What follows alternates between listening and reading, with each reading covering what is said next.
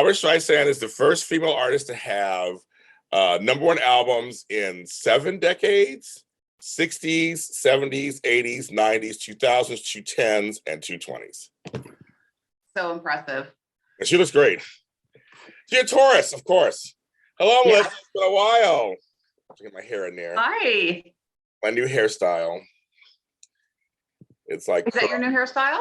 I put some curl stuff in. Everybody likes it. I've been doing it for the last 3 or 4 days.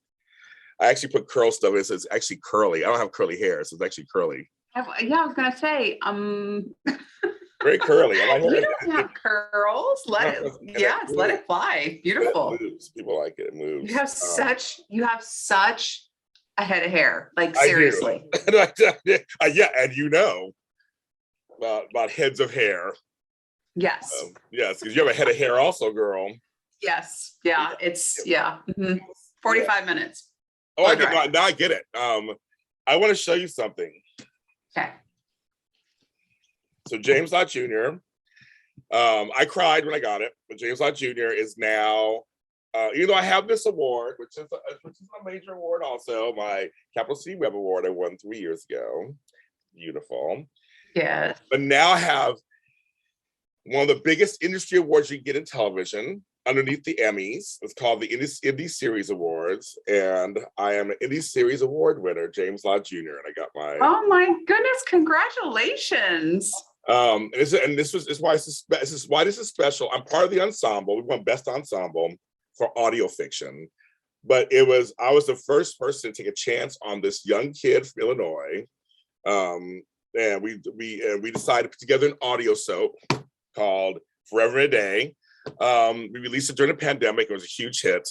So we are widely considered part of the new wave of pioneers who started this whole thing. And so for us we beat Lisa Kudrow and all these other people who are like big stars. When they said our name, I started sobbing. Like, I cry. I cry easily anyway. I started sobbing like a baby. Where did they call your name? They said Best Audio Fictions, the audio series. They did all the nominees. They're like all these big names. I mean, like I said, big names. They're like, the winner is Forever and a Day. They're like, oh my God. You were like in person, or was this on? It was on TV. It was on stage. A whole thing. Yes, but I wasn't there. I didn't go thinking we were going to win. Plus, the show's not on my network anymore. This is funny. This is a win from when it was on my network. Give me this little case. Give us a case. Yeah. But as they do, it's on their own network now. We parted ways, but it was during the season. It was on my network. I was in the show. So all my famous friends were like, "Welcome to the club." Who've won? And welcome to the club. I'm like, oh my God, it was kind of crazy. It was set on a stage here in Beverly Hills. But I just sat. I watched it from home, and I was just completely in shock. Congratulations. Thank you. That's a big deal. It is. Well, for me, it's a big deal in terms of, as a producer, as a person who, as a content creator, as a person who tries to help other people, that my instincts were correct. Right. It kind of gives, like in business, just you take chances on a strategy or a way to do business, and it actually works. Or you try to program. When I was at the Insurance Skills Center, we were developing the AFIS and all that stuff. I was there in the beginnings of that with Dr. Vaughn and all them, and I remember the beginnings and just the trial and error, and we had to figure out how to record an audio podcast during a pandemic. Yeah. During a lockdown. So we found actors. We chose Zoom. We tried other things that really didn't work. We tried Skype and stuff, didn't really work. But one day I would tell the story. I think one day I would like sit down and just tell the story of how we started this. Now I have 15 audio dramas. So, and the industry's looking at us. But once I won this award, they're really looking at me now as a producer. So that's kind of more so than anything else. I'm very, very happy about that. So, congratulations! That's a really big deal. Yes, and if you want to see my unboxing of it, go to my TikTok, everybody, at James Lott Jr. Go see my unboxing. My sister was taping me. I didn't know she was taping me until midway. We had to go pick it up in Sherman. We had to go to Sherman Oaks, go get it. Oh, yeah. On Ventura Boulevard. It's a famous street, folks. Famous street, and where everything is in Sherman Oaks. Your cup say? It's a Rae Dunn. It's Rae Dunn. She's famous. Yep. It's called Life is Beautiful. I have a bunch of these. I like Rae Dunn because they're big, they're different. Yes. Yellow. Well, they stock her quite well at Home Goods. Oh, okay. Okay. Yeah, Home Goods is a huge fan of Rae Dunn. Is it Dawn? Dunn. Yeah, Rae Dunn. I never heard of my mother was, HSN or one of those things and got it for me. And so I was like, okay, but I like them. So it's nice to get that during the time. I'm still on reduced work schedule, still on reduced everything. As I made big decisions, hit some milestones this last couple of months. But to get this award, it was like, that's very nice to get this award in the middle of all of that to get that. Right. Yeah. So how are you doing? What's going on with you? Good, really good. Getting ready to have a long 3-day weekend. We have friends coming in from Denver, so we're going to take them up to Lake Arrowhead. And then Father's Day, we're going to have a barbecue with the family and our friends back home here. So it'll be a busy weekend. And work is good. Work is busy. How do you like the transition of being from home? Yeah, I'm really enjoying it now. It's an adjustment period at first. You're like, no, I go to work. I go somewhere to work. Yeah. Now, this is my place. I'm very happy. I mean, I really created a very nice space. Les will come visit and I'll go, you have a really nice office. Thank you, darling. What do you want? No, I'm just so yeah, we're very happy being here. Where's his office?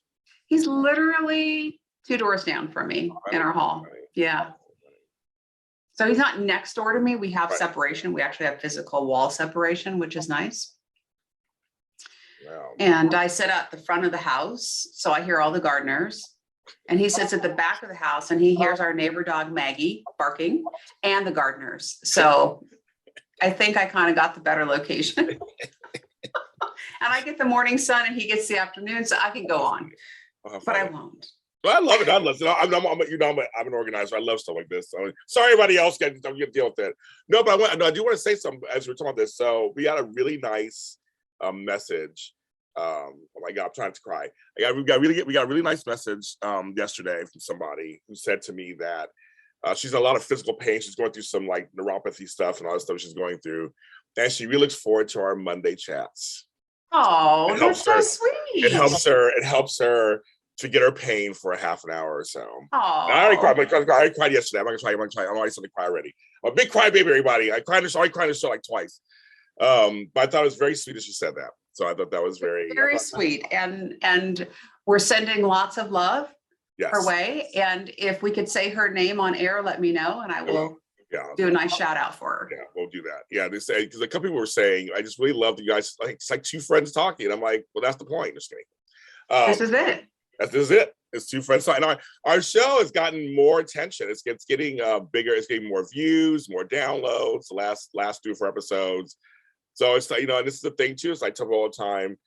Let things grow organically. Just do good work. Do your intention, and like in business, just have your mission, have your intention, do good work. Success, everybody can see behind her, success will follow. Clearly, Melissa has success, as Flo always points out. All that stuff back there. That's all volunteer work, though. It matters. You still don't give everything to everybody for volunteer work.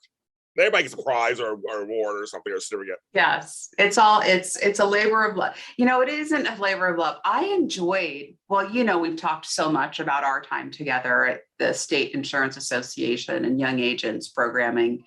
But outside of that, I've had other leadership experiences and I've always enjoyed it.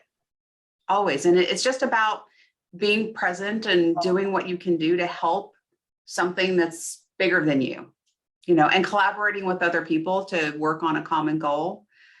I think that's really cool. I spent 20 years of my life volunteering at different organizations, and I'm very proud of that. And not selfishly, I'm very proud that I was able to give a little something, back and support people who are doing really great things in the neighborhood. So, yeah. There's some people who just don't do that. Right. Not for being bad or good or anything. Just like they No. just don't they Yeah. don't think about volunteering. I go to work, I come home, I have my family, I do this. They don't think about it. They just don't think about it. It's so interesting. I mean, were you always a community party when you were a kid, and were you always? No, in fact, it really wasn't encouraged in my house.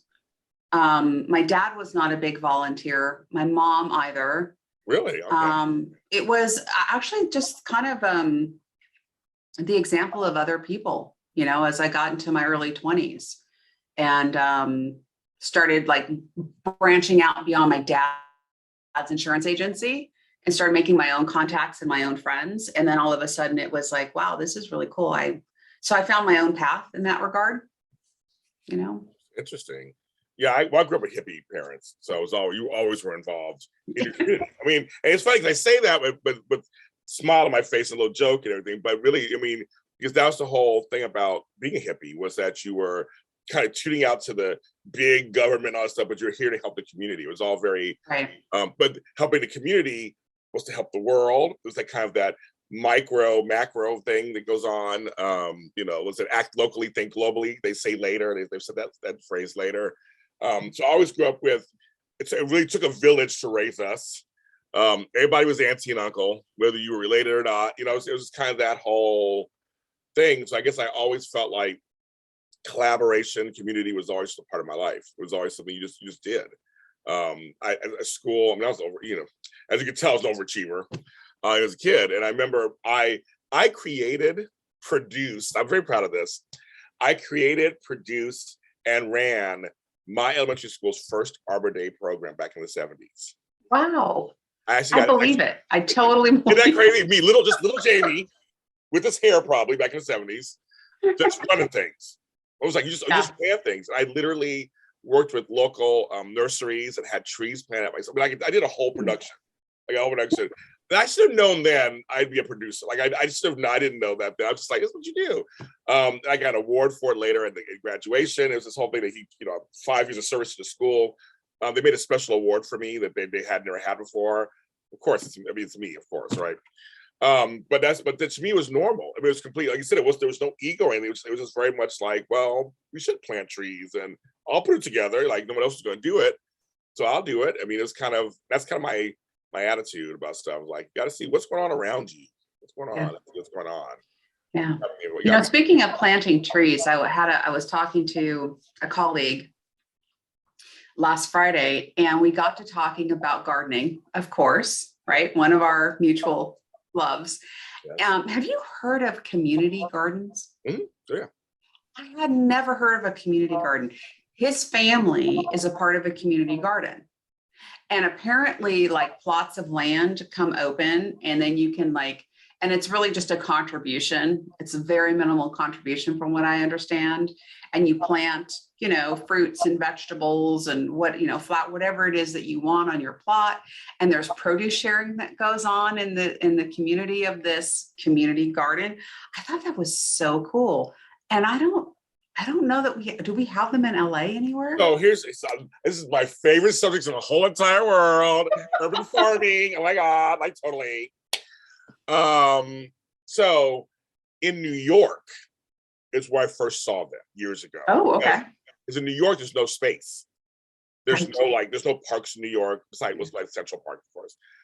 You go to the outer boroughs and stuff, you'll start seeing something more. But in New York, it's very concrete. So there are plots and areas set aside for greenery. And my grandmother in Brooklyn, may she rest in peace, Grand Susie, right across the street was a community garden. That was the first one I ever saw about 15 years ago, 20 years ago.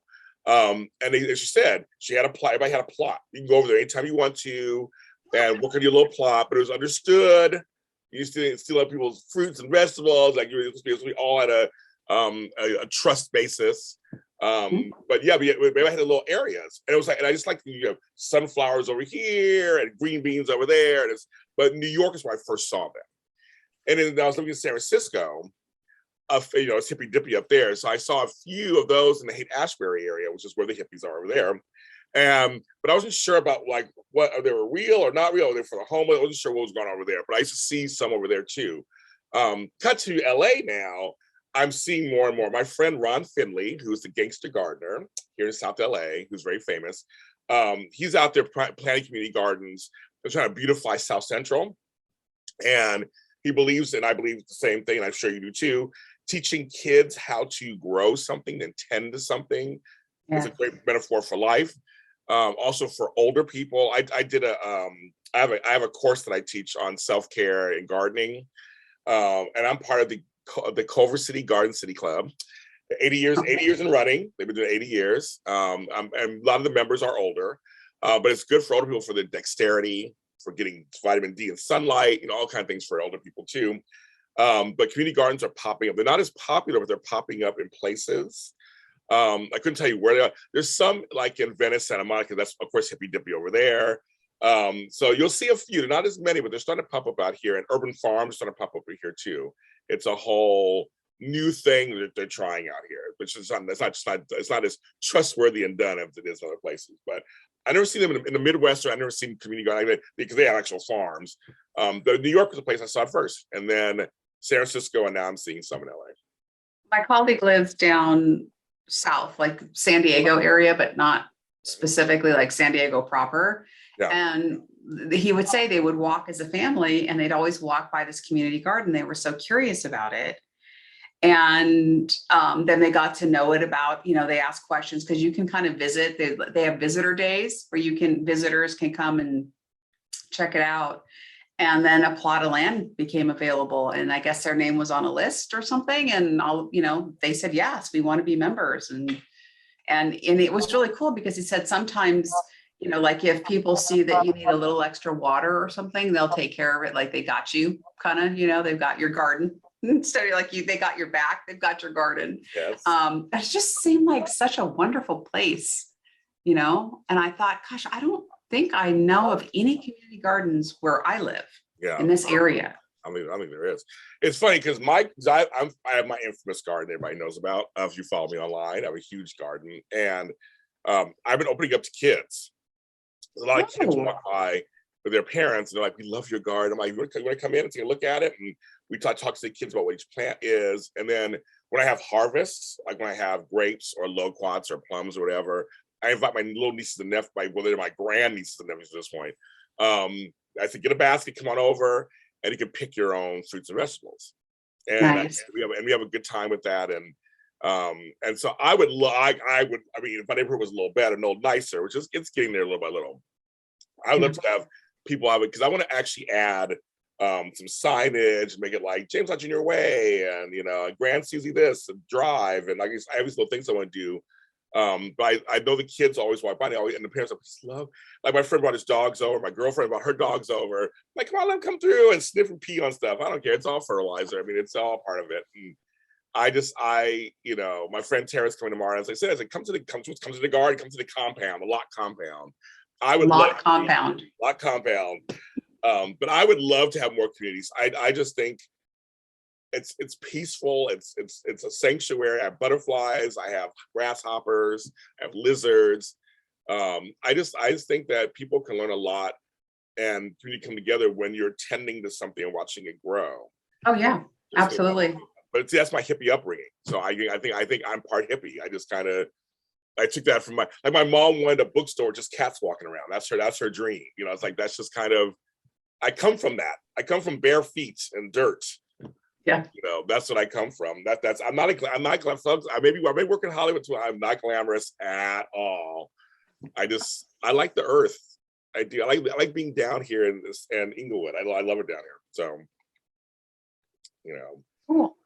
Yeah. So that's what I learned. That's my new community garden. Well, do you ever How sheltered am I? Well, do you ever go to farmers markets?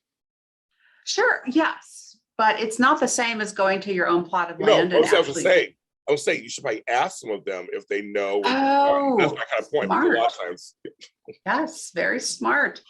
I know a few things, Melissa. A few, not that much. Just a few. A few, not that much. But I'm saying some of them will tell you they may be coming from a community garden and selling that. They grow the fruits, so they can sell it, so people make money off of it. That's a smart thing to do too. Okay. Not just for yourself, but you can also make some money, and you call it lot farms or whatever.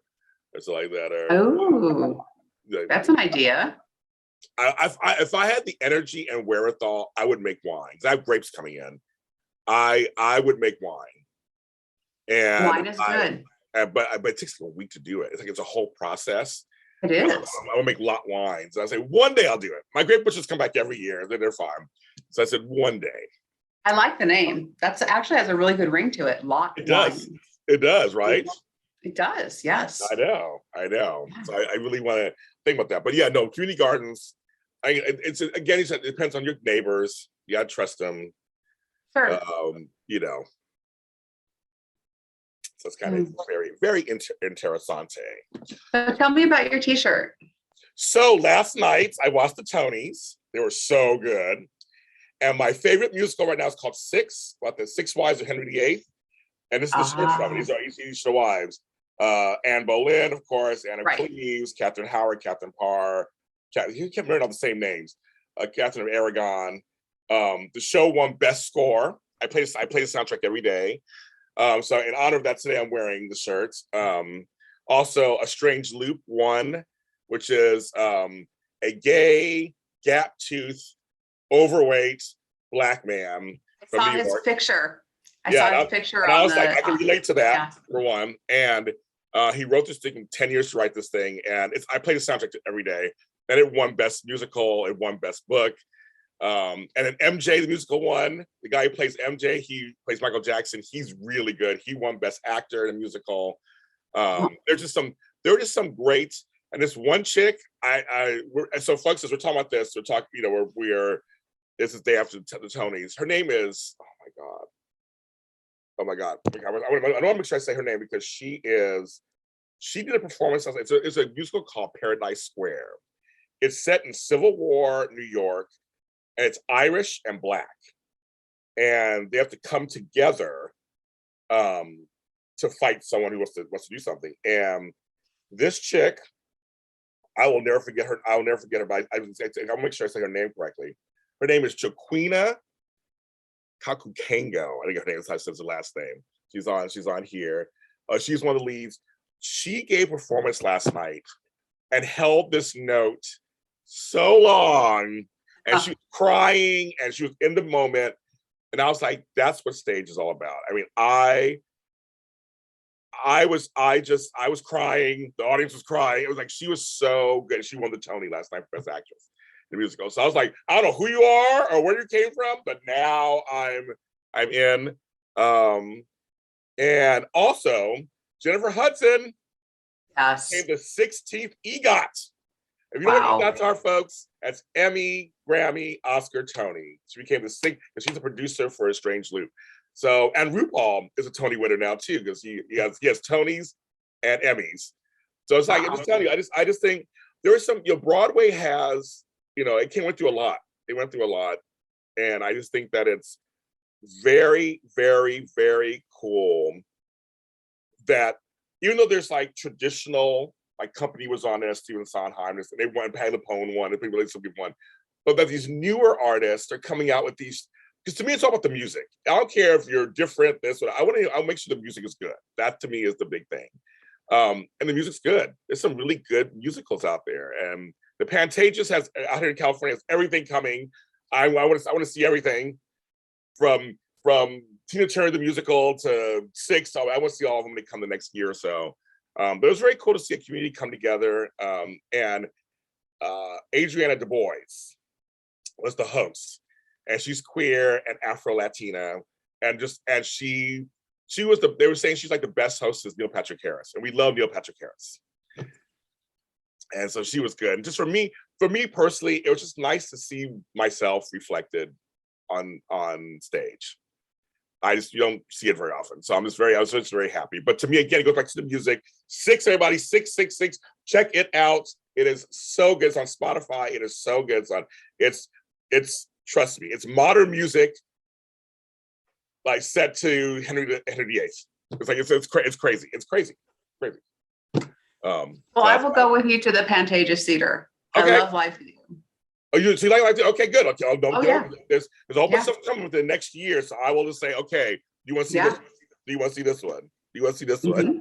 I think the last show that I saw was at the Dorothy Chandler Pavilion. It was, I I think it was Shin Yun Oh, wow. Okay. was the last show that I saw before COVID. That was a spectacular event. I had always wanted to see it. And because I love dance. And it was amazing.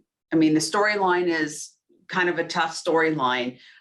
But James, I mean, the grace and the beauty with all of the color, it was just beautiful. And they do it every night, Marissa. I know. I mean, that's just amazing. I think it's amazing. Yeah. The last musical I saw was Donna Summer, the musical at the Pantages. Oh. And it was really good. They had 3 Donna Summers, 3 different eras. They were all good. I went with my sister, my brother-in-law, my friends from high school were there. Like everybody our age was there. It was hilarious. Or older. Well, weren't you recently at a concert? Yes, I was. I was at another concert where my daughter held the hand of Donnie Wahlberg and melted. What? And yes. Big deal for her. Yes, big wow. deal because we were front row. So it was a very big deal. But right now we have to end. I'm James. And I'm Melissa. This is Coffee and Conversation with James and Melissa. And again, thank you for all the likes, the shares, the follows, the comments. Please keep them coming. You know, we do this because we like to do this for each. We love each other. We like to do this for ourselves. But we're glad if someone's getting something out of it. And there's a lot of stuff going on in the world today that's not good. Come to us. Listen to our conversations. Laugh with us. I cry sometimes. You know, whatever. We haven't cracked her yet. I'm always crying on the show. We're gonna work it out. On this show, we are just 2 friends from different backgrounds. We have a lot of things that's similar, and we talk about it. And we have coffee, which is very important. Coffee. We didn't do the coffee thing. Yes, coffee. Coffee. Yes. Yeah. And so we will see you next time.